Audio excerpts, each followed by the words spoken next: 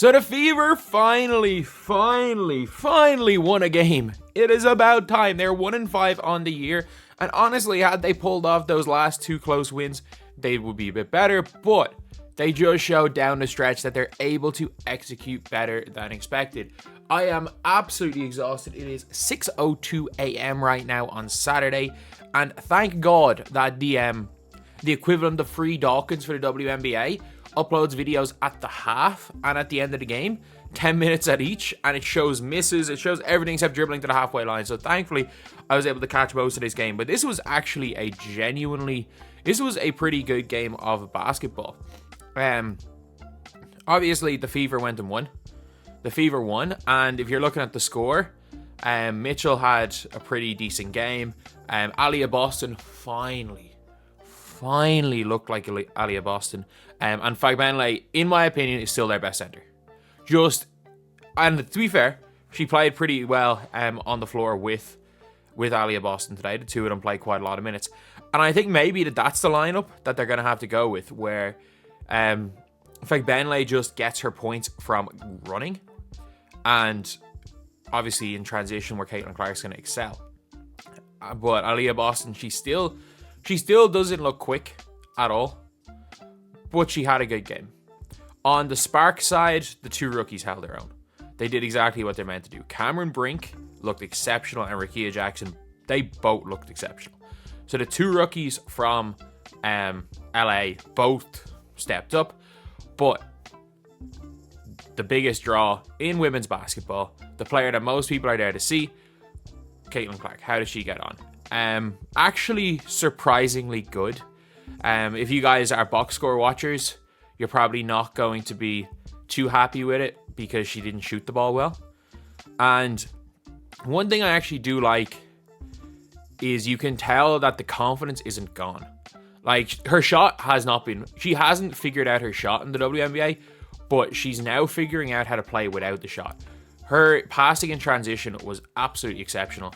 And the big problem with Caitlin Clark is, especially in the offensive end, when she plays at one speed and it's go, and she's a very unique skill set as a player.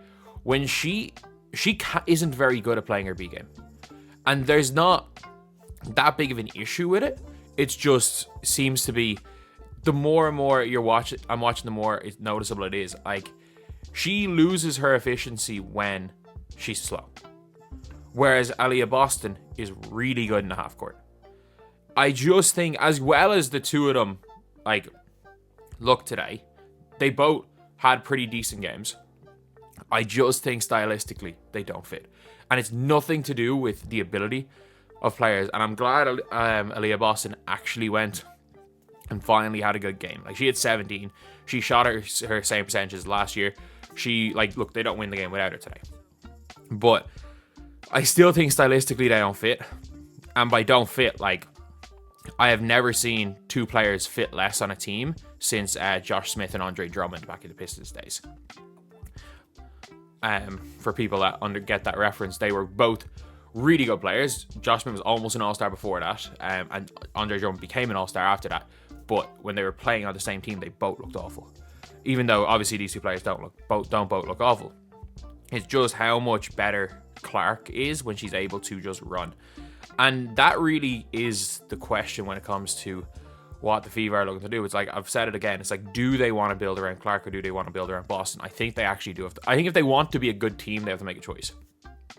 Not if they want to sell tickets. Not if they want to be a mediocre team. Because I think the better Clark gets, Boston's going to get better. I think an off-season, you can tell there's a player in there in Aliyah Boston. As bad as she's been starting year, you could tell there was a player in there. I think an off-season of making sure she comes into shape. And if Aliyah Boston makes the Olympics team, being with the Olympic team, if she takes that seriously and comes back with the second half of the season in shape, then you're looking at, like, okay, if they can squeak into the playoffs, they become a bit of a threat. But for Clark herself, like, she had 11, 10, and 8. She's not shooting well. She had 4 steals, a block, and only 2 turnovers. So she's getting better with the ball, and her passing is exceptional. Like, she ran the show for this team. And her transition passing to Fagbenle, like, Fagbenle is scoring 15 points. Like, she scored 15 points. How much of that off just running? Off just running. And that's the thing when you're playing with Caitlin Clark. If you are willing to run, you are going to... If you sprint and you're a big, you're going to average 10 points a game playing with Caitlin Clark. Doesn't matter what your skill level is. Like, if you are willing to just run in a straight line as fast as you can on offense, you're going to score 10 points. You can score open layups. Like, it is crazy. But even a few times, they didn't result in turnovers. But I was watching, like, there was one... They got a score from it in the end, but the players still aren't used to Caitlin Clark's passing. Like, at one stage, I think she made some sort of a nice dump down pass to somebody under the basket for a wide open layup, and they just fumbled it. Thankfully, the ball got tipped, and I think it might have landed in... Could have landed in Mitchell's hands. It landed in someone's hands for a floater, basically. But, like, this is late enough in the game, and I'm like, well, that's a guaranteed assist, but it could have easily been a turnover, and it's like... That's where we're looking at the game being like, they're still not used to it. But like, Caitlin Clark could average 8 or 9 assists in the league. She's already one of the best playmakers in the league. It's just the shot isn't falling. But at the same time, there's a lot to be said for a player who, even when they're not shooting well, they still hit the 2 biggest shots in the game. So the Fever had about a 7-point lead with 3 minutes to go in the game. And the Sparks came down and hit a couple of shots. And after the Sparks hit a couple of shots to bring it back to 2, I think, Caitlin Clark hits a big, deep step back 3. And then they get it back out to, I think, 5. It gets back to 2 points again with a minute to go. Caitlin Clark does the same thing and hits a 30-footer. So you're like, okay.